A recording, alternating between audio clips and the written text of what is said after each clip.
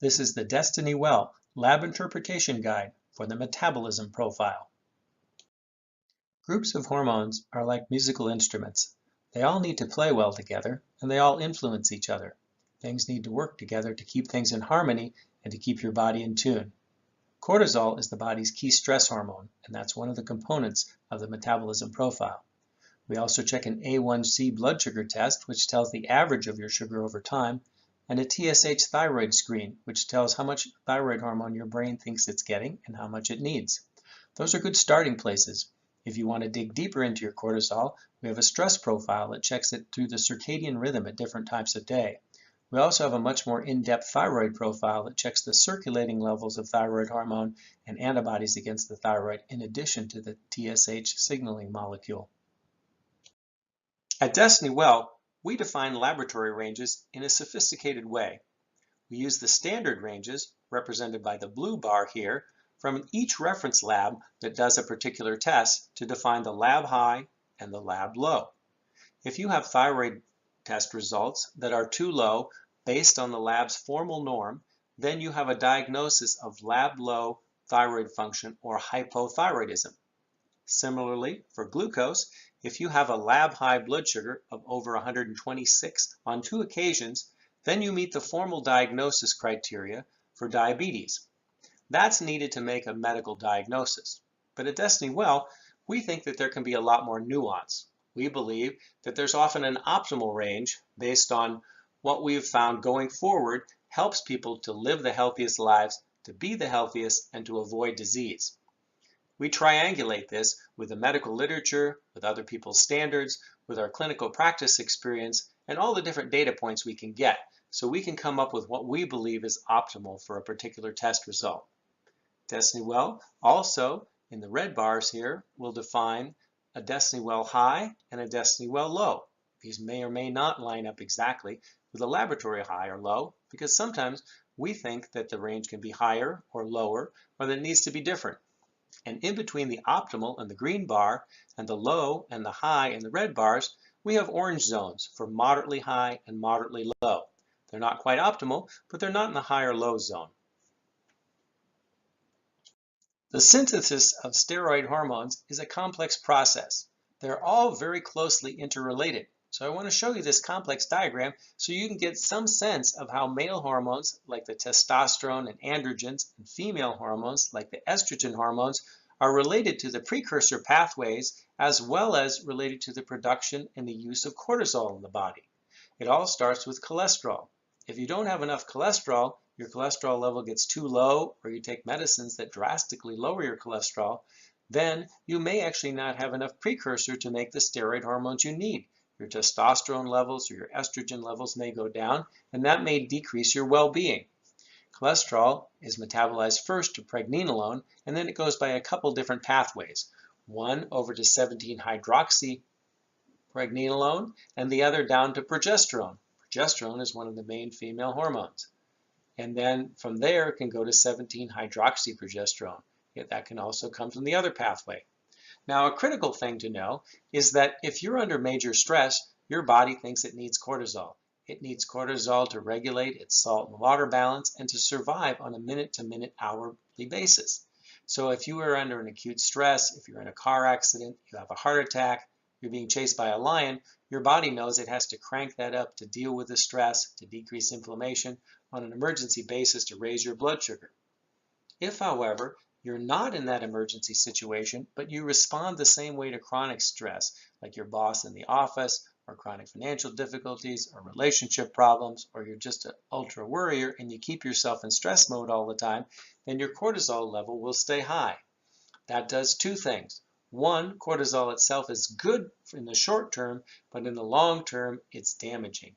It can decrease the hippocampus, the area in your brain associated with incorporation of memory. It can decrease the quality of the bacteria in your gut and the lining of your gut. It can lead to certain side effects like insulin resistance and raising your blood sugar, leading to prediabetes and diabetes. It can raise your blood pressure, and it can suppress your immune system over time.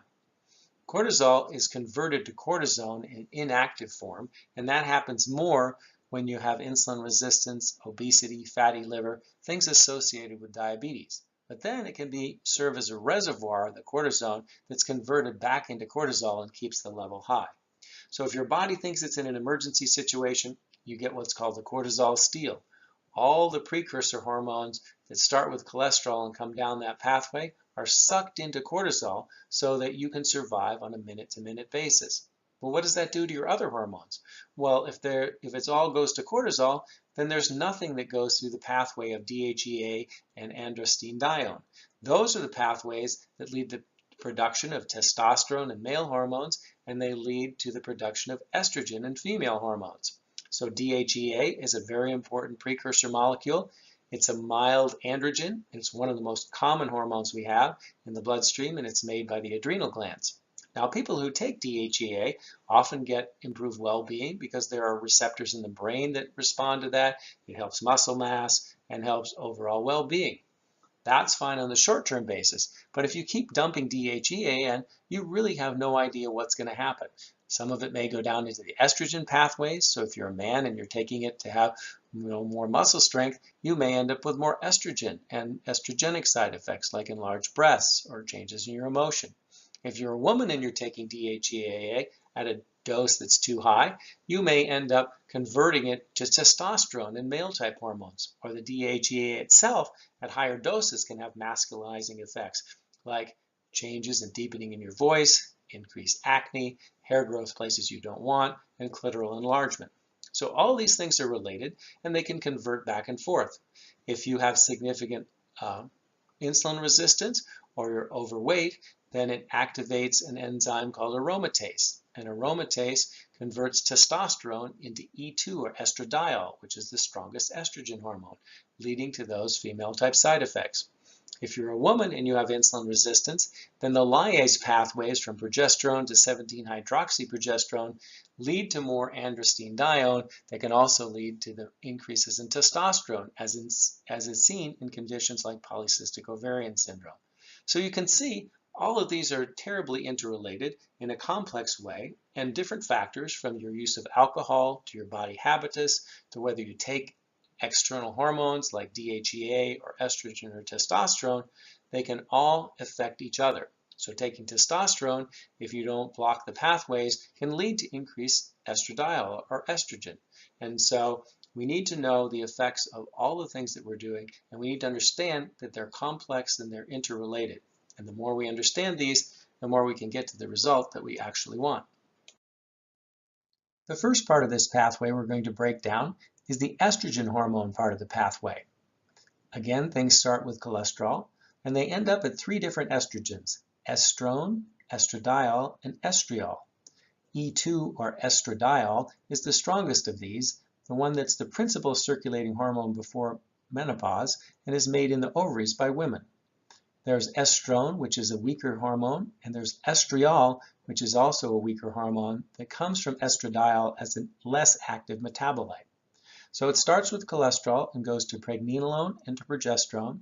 As we said, progesterone is important in both men and women for function of the nervous system. It's helpful for sleep, and it helps with healing of tissues when they're injured.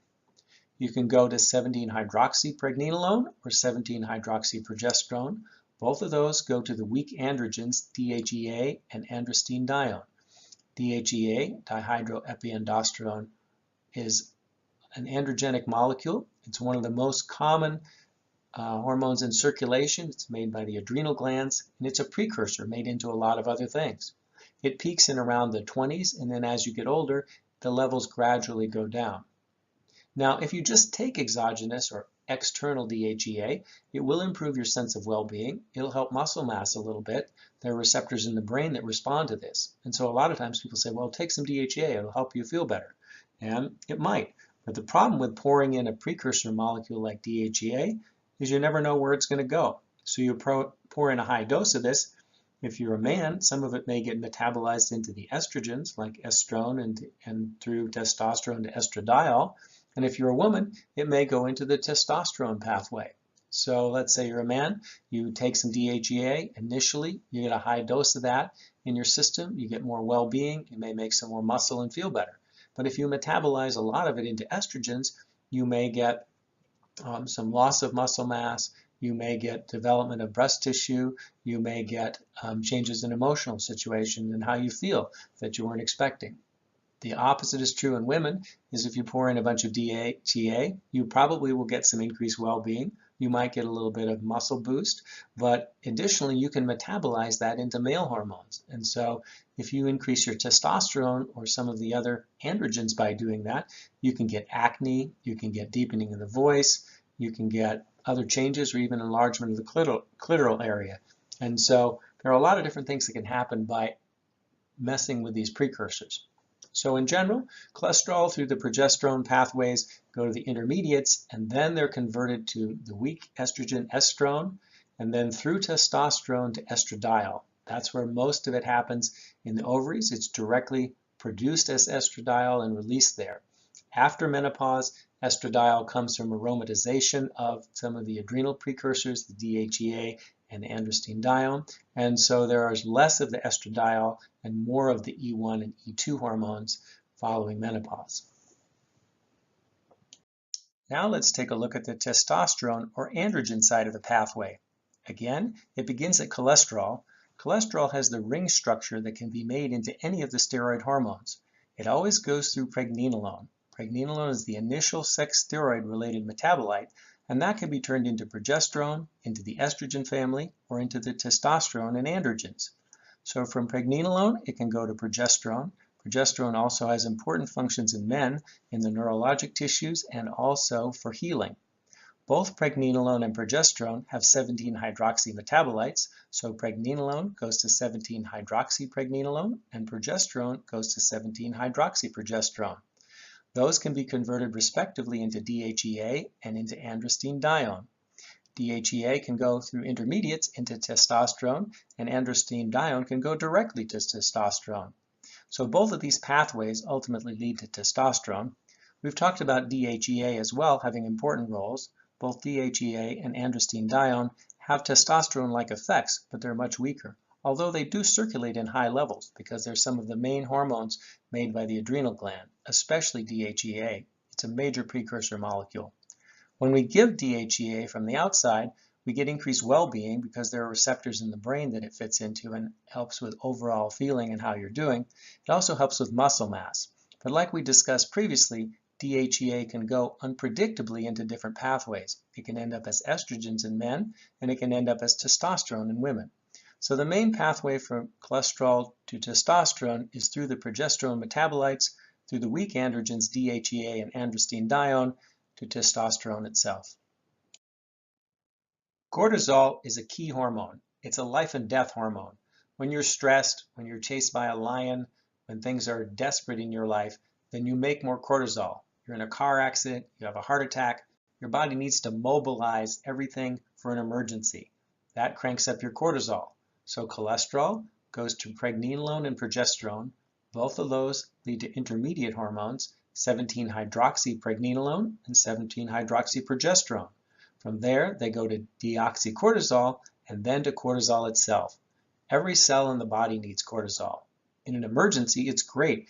It raises your blood sugar, it suppresses your immune system so that you use all of your capacity for flight or fight rather than building things. So it breaks down proteins, it breaks down sugar in storage forms, and it mobilizes you for an emergency, which in an emergency is a great thing. But when you don't have an emergency, when you have a situation where your body's interpreting it as an emergency in our modern culture, you don't get along with your boss, your job is stressful, you have financial difficulties, there's relationship issues or stress where you're living, and your body interprets that as an emergency, then you have sustained high levels of cortisol. Those sustained high levels can break down muscle, they can change the lining of the gut and the integrity of the gut membrane so that you have a leaky gut. They change the health and the character of the microbiome. They make areas of your brain like the hippocampus, which is important for short-term memory incorporation, they make those areas shrink. So an emergency on a long-term basis is not a good thing. But when your body perceives it's in trouble, it shunts as much cholesterol and as many precursors as possible into cortisol. Now cortisol has one other thing that can happen to it. It can get turned into the inactive cortisone form. Cortisone serves as a reservoir, and so people who have insulin resistance, they have VAT or visceral adipose tissue, fat around the middle, people with diabetes, folks like that are more likely to have high levels of cortisone. The cortisone serves as a reservoir, and so when cortisol goes down, it gets converted back from cortisone to keep it high. So people in that situation may have sustained higher levels of cortisol. So that's the pathway from cholesterol to your emergency hormone cortisol, which is important at moderate levels for function on a day-to-day basis and is used as an emergency situation hormone for things that come up. Cortisol is the body's main stress hormone. The reference lab range for cortisol is 8.5 micrograms per deciliter to 19.8 micrograms per deciliter. Cortisol has a strong diurnal pattern. It tends to peak in the morning, and if it doesn't get up to normal morning levels, we worry that you're cortisol deficient, or you could even have a disease like Addison's disease, where your body makes inadequate amounts of cortisol. Destiny Well has set the optimal range at 10 to 15, mildly high at 15 to 19.8, and too high over 19.8, with mildly low at 8.6 to 9.9, and too low at less than 8.5.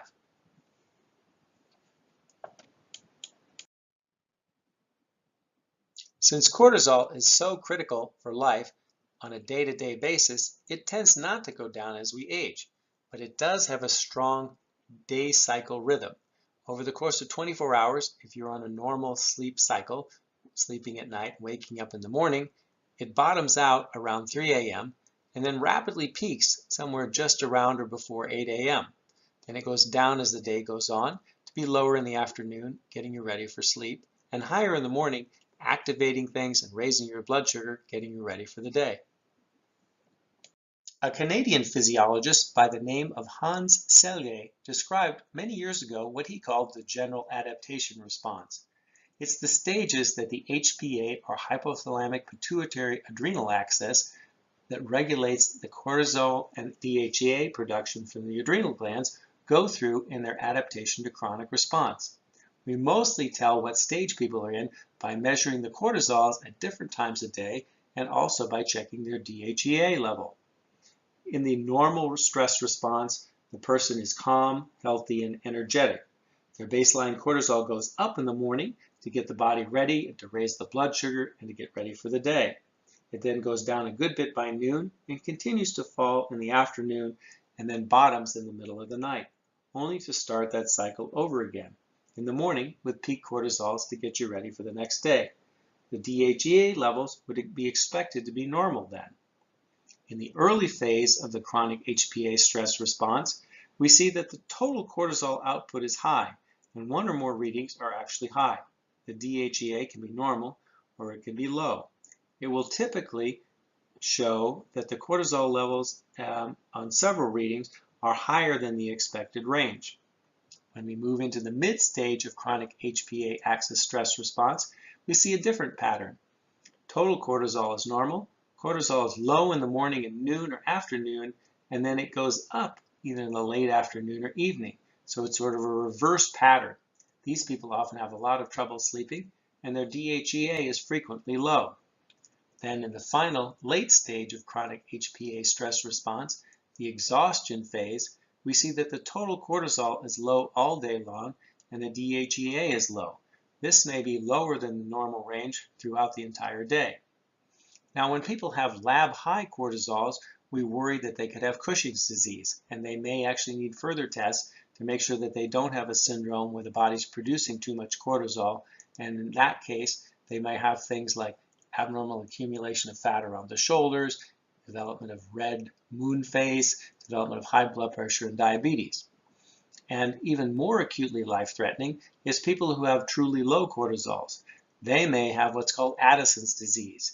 And if you have Addison's, you can't put out enough cortisol in response to stress. So if you get in a car accident or have pneumonia or a heart attack, you may not be able to put out enough cortisol and you could die suddenly.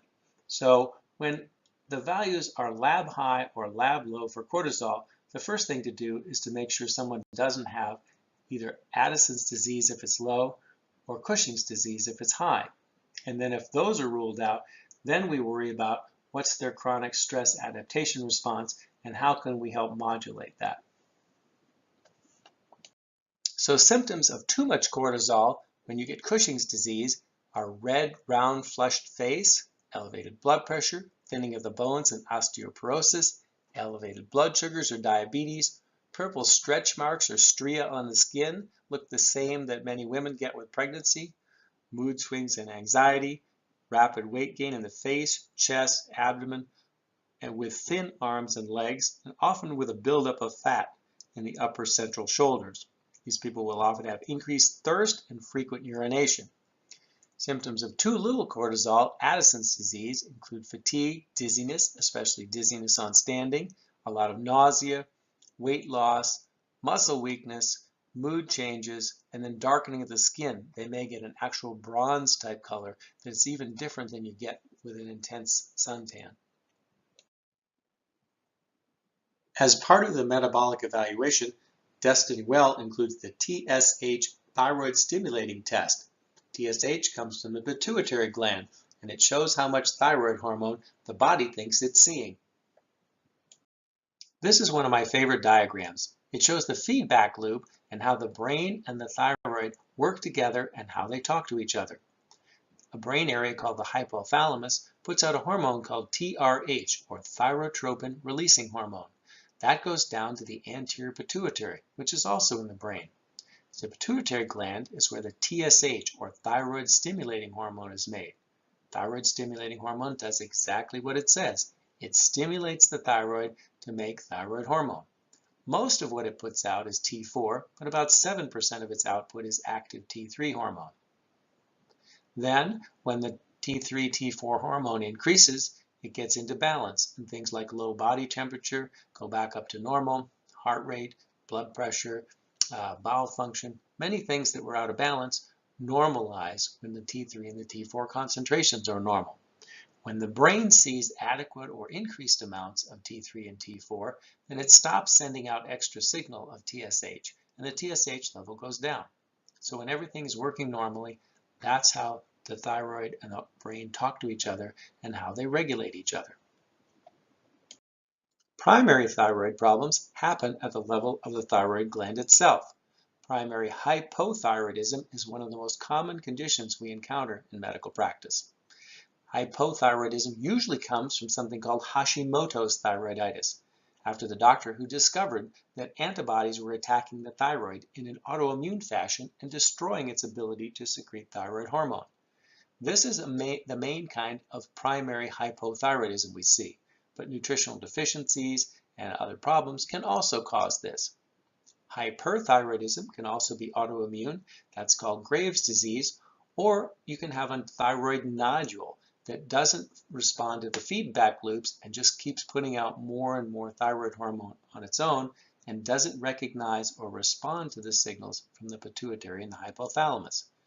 Both of those conditions, primary hyper and primary hypothyroidism, are in the expected direction that we see for thyroid tests, because what we're looking for most of the time is we're looking for the responses we would see as if the condition were primary. But in the back of our mind, we always have to keep in mind that it could be secondary or tertiary. If the problem is in the brain, then the problem is whether the pituitary and the hypothalamus signaling the pituitary send the right signal. If it's secondary, that's a pituitary problem, and if it's tertiary, it's the hypothalamus that sends the signals to the pituitary. So for instance, if the brain just puts out too much TSH, say you have an adenoma or a benign tumor of the brain, and it sends out too much TSH signal, it just keeps sending that signal because the tumor is secreting that, then the thyroid will respond and produce more thyroid hormone. The same thing is true if there's damage to the pituitary. Sometimes after childbirth, people get a condition where they have a hemorrhage into that area, or they have bleeding into the brain that destroys that, or people who've had brain tumors or radiation or damage to the brain, they may lose the ability to secrete TSH. Then they have a secondary tertiary problem in terms of not producing the TSH, and if the signal is not sent to the thyroid, then the thyroid doesn't know to make thyroid hormone. Most of what we're going to talk about and most of what we look for are primary thyroid conditions happening at the level of the thyroid gland. And the vast majority of what we see is hypothyroidism, and the majority of that is Hashimoto's. But there are variations on that, so we want to be aware of all the different things that can happen. TSH is the most commonly measured thyroid hormone. As we discussed, many doctors don't measure anything other than TSH. But for me, that's like looking at a jigsaw puzzle with only one piece. If the puzzle has 5 or 6 or 7 pieces, you get a lot more complete picture of what's actually going on if you put them all together than if you just look at a single piece. TSH has a reference lab range of 0.4 on the low and 4.0 on the high. At Destiny Well, we think the optimal level of TSH is 1.8 to 3.0, with values over 3 representing thyroid function in primary hypothyroidism that is too low. 90 to 95% of the population have a TSH under 3, and so we think it makes sense to be in the range below that. We think a value of under 0.4 is too low, and between 0.5 and 1.7 may also be on the low side. So here's why thyroid functions are so tricky for most people. It's not intuitive, but it is true that an elevated TSH means low thyroid function in primary hypothyroidism at the level of the thyroid gland. TSH is the signal from the brain to the thyroid gland to make more thyroid hormones. In the most common condition, the primary hypothyroidism that occurs from Hashimoto's thyroiditis, where the gland is attacked by autoimmune disease, or other conditions at the level of the thyroid gland, where the thyroid is not making adequate hormone, then the brain says, I'm not receiving enough thyroid hormone, I should put out the stimulating hormone, the TSH, to tell the thyroid gland to make more. So while intuitively we think, oh, TSH is the main thyroid test, if it's high, that must mean my thyroid function's high, the opposite is true. It means the signal to make more thyroid hormone is high, and that happens in the setting of hypothyroidism or low thyroid function. So just remember, high TSH means low thyroid function, means hypothyroidism most of the time, because most thyroid problems happen at the level of the thyroid gland, and that's the way the brain responds, and we're measuring the brain response with a TSH. Insulin resistance is a key root cause risk factor. Now we know that insulin resistance increases cardiovascular disease risk, increases risk of things like Alzheimer's disease, and also for small blood vessel problems that cause things like erectile dysfunction, not to mention diabetes and prediabetes, and it's also associated with hypertension, all silent and visible killers. But did you know that it also affects your hormone metabolism? When you're resistant to insulin in men, you have a tendency to build up VAT or visceral adipose tissue, that fat around the middle that causes changes in metabolism. It changes your hormone metabolism by activating an enzyme called aromatase that turns testosterone into estrogen. That changes your emotions and also builds up things like breast tissue in men. In women, insulin resistance activates the lyase pathways and leads to more production of androgen or testosterone type hormones, increasing acne, increasing body hair, changing voice, and other undesirable effects. With the evolving knowledge of lipids, it's important to know things like particle sizes. And so we think that we have a test that shows these in our advanced cardiovascular profile by measuring them directly, but we also check these indirectly by measuring things like the HDL to triglyceride ratio that gives us an indicator of what your particle sizes will likely be. Another great thing about the cardiovascular and blood sugar profile from Destiny Well is it puts you back in charge. Your insurance company might say if your cholesterol is normal, you only need to check it every 5 years. But if you've made a lot of progress, you've been dieting, you've lost weight, you've started a new exercise regimen, or you've fallen off the wagon and you want to know where you are, this puts the power back with you. You can check it as often as you like. When people develop insulin resistance, that often leads to metabolic syndrome. Metabolic syndrome is a condition that's said to be present when you have 3 of these 5 things present. You have elevated triglycerides, you have elevated blood pressure, you have increased fat around the middle, which shows up with increased waist circumference, also called increased visceral adipose tissue, because it not only shows up in the belly on the outside, but it's in the inside of the abdomen and also around the heart. Elevated blood sugar is another factor, and then decreased HDL good cholesterol. values less than 40 in men and less than 50 in women. Any 3 or more of those give you a situation where you have metabolic syndrome. Hemoglobin A1C, or glycohemoglobin, is a critical blood sugar test. It was invented a number of years ago, and since then, diabetes care has been revolutionized. It measures how many sugar molecules are stuck onto the hemoglobin in red blood cells. And sugar molecules get stuck onto all sorts of proteins and cause glycation or damage to those molecules. So we can measure and get an average of what's going on with the blood sugar for about 3 months. Because typically red blood cells live for about 3 months and then they're recycled for parts. So if you measure how much sugar is stuck onto the hemoglobin molecules, it gives you this 3-month average. Now, if you're in a highly stressful situation or you have abnormal red blood cells or you have a lot of oxidation in your blood, then red cells don't live as long, and so you're getting maybe a 2-month average of that. But overall, we say this is a 3-month blood sugar test, and there are different ranges. So lab normal for us is 4 to 6% from the reference laboratory we're using. And we think that an optimal value is somewhere in the range of 4.6 to 4.9. As you get down to 4.2 to 4.5, you may be running your sugar a little bit low. Now that decreases cardiovascular risk, but when you have a sugar in that low range, you may be using more cortisol all the time to keep it there. And sustained high levels of cortisol in the 4.2 to 4.5, or even in the lower range of 4 to 4.2, high levels of cortisol can disrupt your normal bowel flora. They can shrink key areas in the brain like the hippocampus and lead to adrenal exhaustion and dysfunction of the hypothalamic pituitary adrenal axis, the thing that regulates your cortisol and a number of your other hormones, as well as your day-night cycles. Now, elevated glycohemoglobin, 5 to 5.6, is considered abnormal, and over 5.7 is Destiny well high. Now getting up above 6 is definitely in the lab high range. It's important to know that our ranges for both glycohemoglobin and fasting blood sugar are for non-diabetics.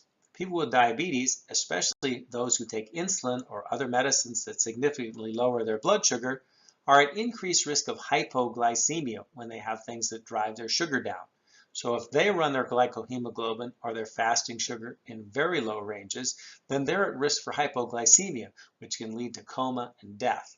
And so often we build in a bit of margin of safety and try not to run the glycohemoglobin and the sugar as low with people who actually have diabetes. So if you don't have diabetes or you have prediabetes and you're using diet and exercise and lifestyle modifications, then the targets we list are for you. If you do have diabetes, then you need to work even more closely with your personal physician or medical providers to get those levels in a range that is optimal for you as defined by your care team. The Destiny Well metabolism profile includes the cortisol hormone test, the TSH thyroid test, and the hemoglobin A1C sugar test. The Destiny Well metabolism profile gives you a great first look at your body's metabolism.